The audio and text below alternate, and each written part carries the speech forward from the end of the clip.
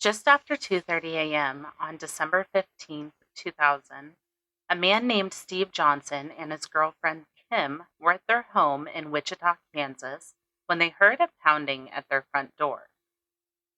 What they would find when they opened the door would change their lives forever. It was a young woman, nude and bloodied, telling them that she and her friends had been shot and she was begging them to call 911. This was the final event of a horrific crime spree that spanned over 9 days. This is the Wichita Massacre. I'm Ashton, and welcome to the Haunted Corner.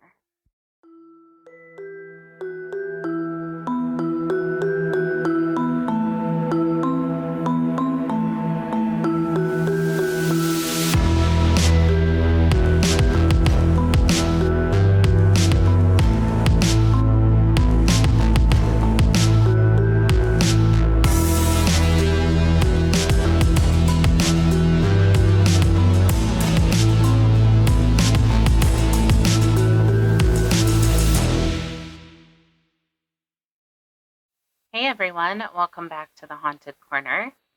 Thanks for joining me today. Today's true crime episode is the Wichita Massacre.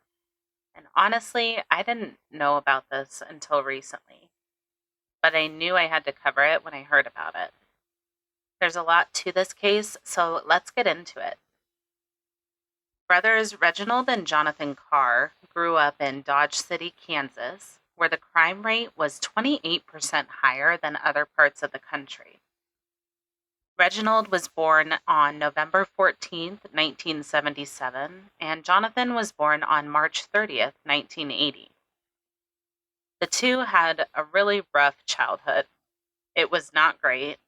Their parents were alcoholics and were abusive to the boys, and it really affected the boys to the point where Jonathan attempted suicide at age 7.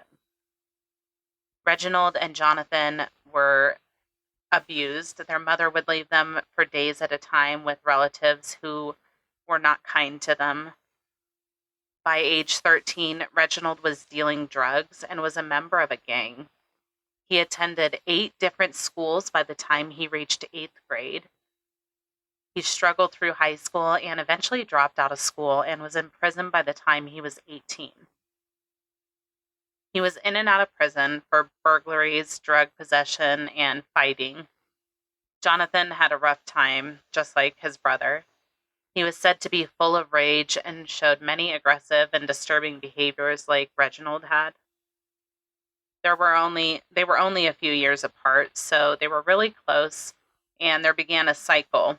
Reginald would go into prison, Jonathan would wait for him to get out, and then they'd go commit crimes together. And eventually, the crimes began to escalate from selling drugs to robbing people at gunpoint. In 2000, the boys were 20 and 22 years old, and they decided to drive around Wichita and follow people who drove fancy cars in order to rob them. Around 10:45 p.m. on Thursday, December 7th, 2000, a 23-year-old man named Andrew Schreiber was out and about. Andrew was an assistant basketball coach and a sports enthusiast. He arrived at a local convenience store to get some Skull, and he walked back to his 1998 Expedition, got into the car, and put a seatbelt on. And just as he was about to start the car, Reginald Carr walked up to him and pointed a small black semi-automatic handgun at Andrew through the window. He ordered Andrew to move over to the passenger seat, and then he got into the driver's seat. As they drove out of the parking lot, Reginald asked Andrew if he had any money, and Andrew gave him his wallet, which had some cash as well as his credit cards. They pulled into an alley where Jonathan got into the car, forcing Andrew into the middle before he hit Andrew in the head with his gun. The brothers forced Andrew to take money out for them at 3 separate ATMs, totaling $800. It was at that time that the brothers began to think about what their next move should be and where they should drop Andrew off at. They eventually arrived at a car wash near an apartment complex. They would retrieve Jonathan's car from the original scene before wiping down the Expedition and parking it on a dirt road. Jonathan ordered Andrew to lay face down on the floor in the back seat of his car. The brothers then told Andrew that they would leave his keys in the middle of the street before Reginald shot 3 times into one of the rear tires. He told Andrew to wait 20 minutes before leaving, and then the brothers fled the scene. Andrew heard them get into their car and leave. He slowly peeked out the window and could see that they were leaving the road. He then made his way into the street and somehow found his keys. He then drove the entire way home with a flat tire and called 911 when he arrived.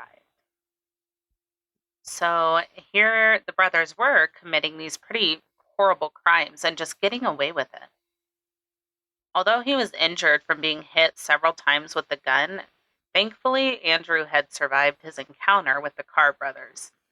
But there would be others who wouldn't be as lucky as he was. On Monday, December 11th, a 55-year-old woman named Ann Walenta, who was a librarian and a cellist in the Wichita Symphony Orchestra, was leaving a rehearsal in her GMC Yukon when she noticed something strange. As she got closer to her neighborhood, she noticed a light-colored 4-door vehicle turn onto the road behind her.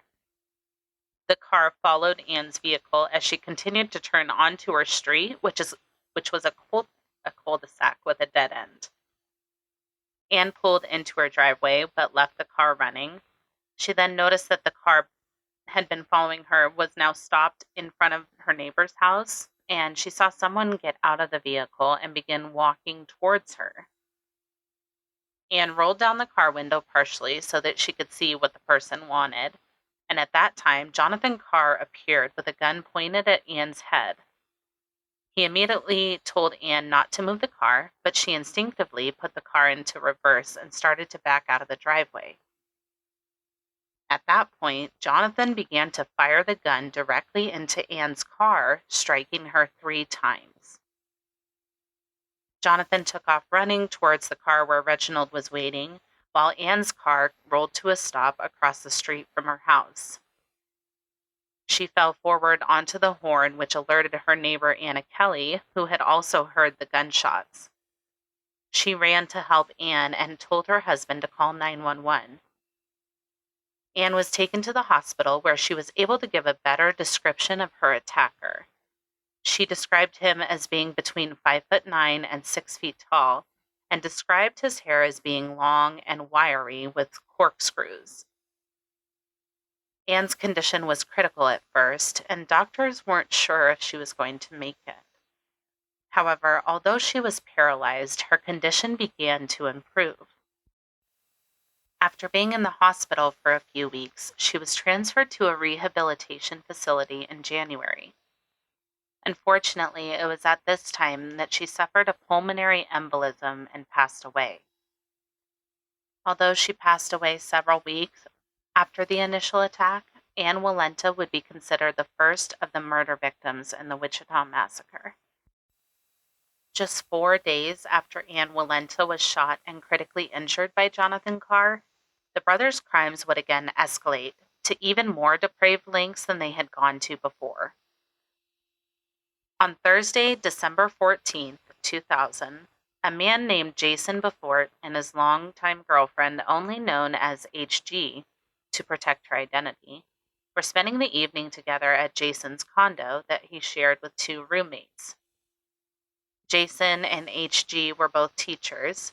HG was 25 at the time, and she taught at Rose Hill Elementary School, while Jason was a 26-year-old science teacher and high school basketball coach. The 2 had been in love for several years, and Jason had recently purchased an engagement ring to give HG at Christmas a few weeks later. Jason shared the condo at 12727 Birchwood Drive with 2 of his friends from college, 27-year-old Brad Heika, who was the manager of a local financial services company, and 29-year-old Aaron Sander, who was studying to become a priest. HG arrived at the condo around 8:30 p.m. on the night of the 14th. She brought along her gray schnauzer named Nikki and used her own key to open the front door, noting that Jason's 1999 Dodge Dakota was not parked out front. She said hi to Brad and Aaron, who were both downstairs. Then she headed into Jason's room and started grading papers while she waited for Jason. Around this time, Heather Muller arrived. Heather was the ex-girlfriend of Aaron Sander, and the two remained friends after breaking up because of Aaron's desire to go into priesthood. Heather was loved by everyone. She loved to sing, and she was planning a 50th anniversary celebration for friends the night of the 14th before she had arrived. HG turned on ER at 9 o'clock p.m. to watch while she was still grading papers. Around 9:15 p.m., Jason arrived home and changed out of his basketball clothes. Jason talked with HG for a while before heading downstairs to watch TV with Brad, which had become the norm for them. They were good friends and loved to spend time together. Around 10 o'clock p.m., HG went downstairs to visit with Jason and Brad for a minute.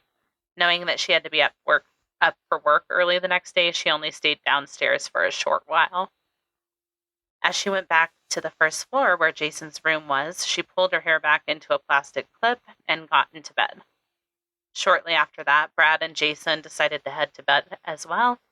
Jason walked around the house and turned off all of the lights before getting into bed. Somewhere between 11 o'clock and 11:45 p.m., one of the neighbors named Jean Beck was leaving a restaurant called The Grape, where she had gone right after work that night.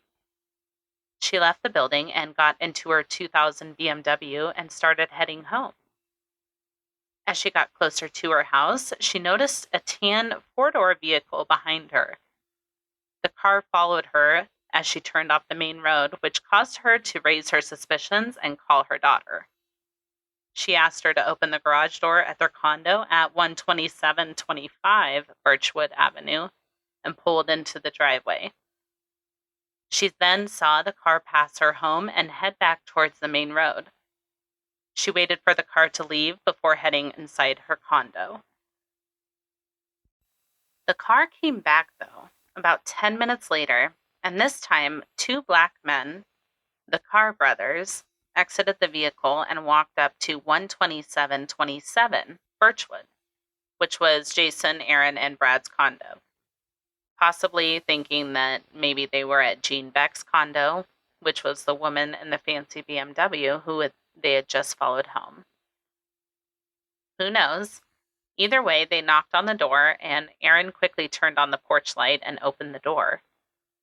The brothers forced their way into the condo at gunpoint, and Jonathan quickly found Jason's room on the first floor and burst open the door. Reginald followed him with Aaron at gunpoint and threw him onto the bed next to HG and Jason. HG's dog, Nikki, began growling and barking, and they told her to grab the dog or they'd shoot it. The brothers then asked who else was in the house, and Aaron told him that Brad and Heather were in the house as well. Within a short time, all 5 of the friends were in the same room, held at gunpoint by the Carr brothers. They asked if there was anyone else in the house, and they asked about the phones and how many were in the house.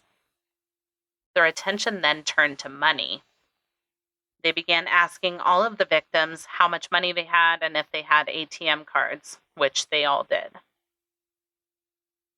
What happened next is really awful, and I'm not going to go into too much detail, but the brothers forced all 5 of the victims to perform sex acts on each other, and they would beat them when the men were unable to. And, Aaron was studying to become a priest, so this was awful. Over the course of the next few hours, both HG and Heather were also repeatedly raped by Reginald and Jonathan. Just absolutely horrific all around. And it's escalating from just a robbery. After that, the brothers were ready to get the money. Brad was the first to be taken to the ATM. He couldn't find the keys to his car, so they took Jason's truck. Jonathan stayed at the condo while Reginald went with Brad to the Commerce Bank, where he took out $350 from his checking account at 11:54 p.m. and $350 from his savings account at 11:55 p.m. He then took out another $1,150 at Prairie State Bank. 2 more transaction attempts at another bank were declined, so they went back to the condo. Jason was taken next to the ATM, where he was able to withdraw $280 before they went back to the condo. HG was the next to be taken by Reginald to the ATM, where she withdrew $500 over 2 separate transactions and gave it to him. Aaron was taken to the ATM next, where he withdrew $350. And while Aaron and Reginald were away, Jonathan found the engagement ring that Jason had purchased for HG. So she found out during this horror that Jason was going to propose to her. So following all of that, the brothers wiped down surfaces and items throughout the condo before escorting the 5 victims out to the garage. Heather and HG were forced into the car, into the backseat of Aaron's car, while the 3 men, Brad, Aaron, and Jason, were forced to get into the trunk of the car. Heather stayed in Aaron's car with Jonathan, while Reginald escorted HG to Jason's truck. The hostages were completely naked, aside from HG and Heather, who were wearing sweaters. As they were pulling away from the condo, HG asked Reginald where they were taking them, and he told her that they wanted to drop them off far away from the cars. It was 2:07 a.m. when they arrived at a secluded area that was unfamiliar to HG. It turned out to be a soccer field. All 5 of the hostages were taken out of the cars and ordered to kneel in the snow in front of the cars before being shot, execution style, one by one. HG was the only one to survive the shooting, and this is said to be because the bullet ricocheted off her hair clip, which ultimately saved her life. The Carr brothers left the 5 victims on the soccer field and fled the scene. And these dumbasses went back to the condo and ransacked the entire place, stealing valuables such as the TV and the engagement ring. And they also killed HG's poor dog, Nikki. Ugh. Meanwhile, HG had watched her attackers leave, and she immediately tried to save her friends, who were all mortally wounded lying nearby. She tied her sweater around Jason's head before realizing she needed to leave and find someone who could help them. She looked around her.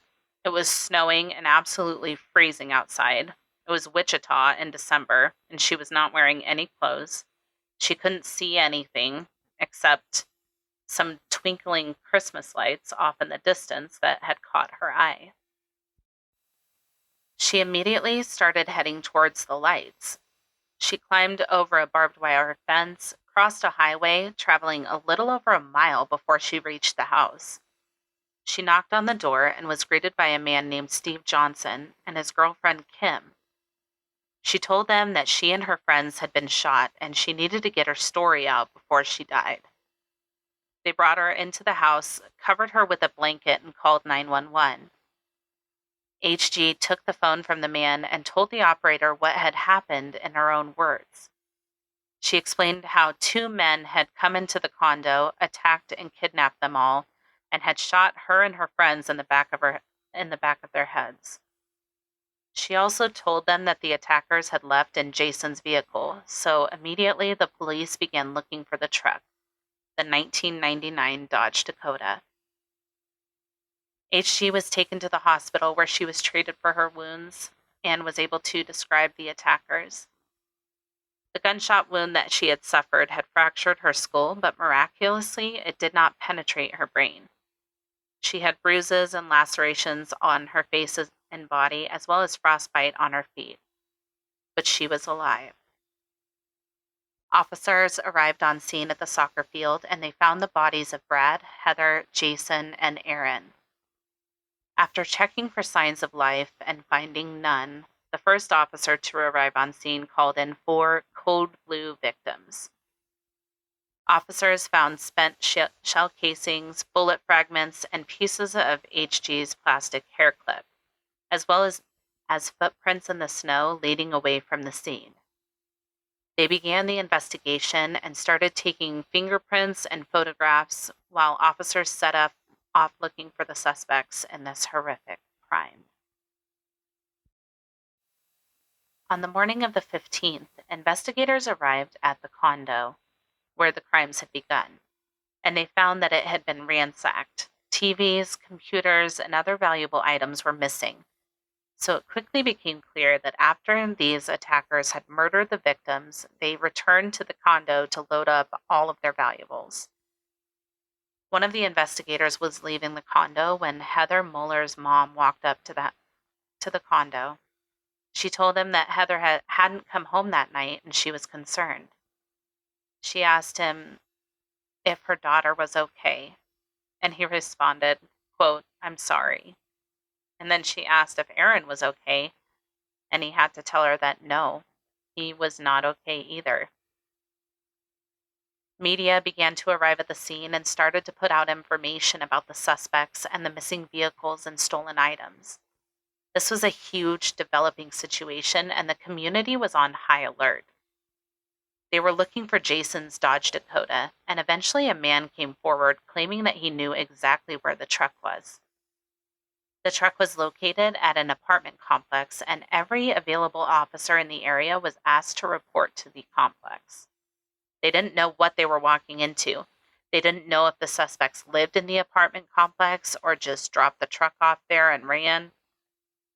But eventually, a man who lived in the complex came forward and said that a guy had asked him to help him move a big TV up to a third-floor apartment. So now they had an idea of which apartment the suspects might be in. Officers lined up in the hall silently. They knocked on the door and a female responded. She opened the door, but there was a chain on the door to obstruct the entrance. Officers could see TVs and VCRs and other items on the floor as if someone was just moving in, possibly. Just then, the officers could hear yelling coming from the outside after one of the suspects attempted to go out on the back patio. So at that point, they knew they had to get into the apartment, and they immediately broke down the door. Inside, they found the woman along with one of the suspects, and inside his pocket, they found one of Jason Befort's debit cards, and the woman identified the man she was with as her boyfriend, Reginald Carr. Officers asked her who he had been with earlier in the day, and she claimed that it was his brother, Jonathan Carr. So they had one suspect in custody, but they were still looking for Jonathan. Later in the day, on the 15th, a woman was watching the news coverage of the events. A friend she had met a few weeks earlier had come over to her house that day, and they were just hanging out. So they're watching the news together, and the woman goes, "Hey, isn't that your brother?" She apparently had met them both at the same time a few weeks prior at the mall, and the man just kind of played it off, but the young woman's mother, who was also there, didn't feel right about this man or the situation. She started to look through his jacket where she found the engagement ring. She immediately knew that this was Jonathan Carr, the brother of the man on the TV. So, thinking ahead, she made an excuse to go over to the neighbor's house where she called the police. Officers arrived in the area and Jonathan took off running. He was pursued by an officer who was a lot faster than he was, and he was taken into custody. Before she passed away, Ann Walenta was able to identify Jonathan Carr as one of her attackers, and Andrew Schreiber was able to identify Reginald Carr as the person who robbed him. Not only were they identified by the victims, the evidence was overwhelming. the ballistics, all of the bullet casings from all three scenes matched. And so because of all of the evidence, the Carr brothers refused to speak with police. But why would they do this? There wasn't really a motive other than pure greed. Reginald and Jonathan Carr were ultimately charged with over 100 criminal counts, including the murders, sexual assault, burglary, and theft. In October of 2002, the trial began. Jonathan and Reginald showed no remorse for their crimes.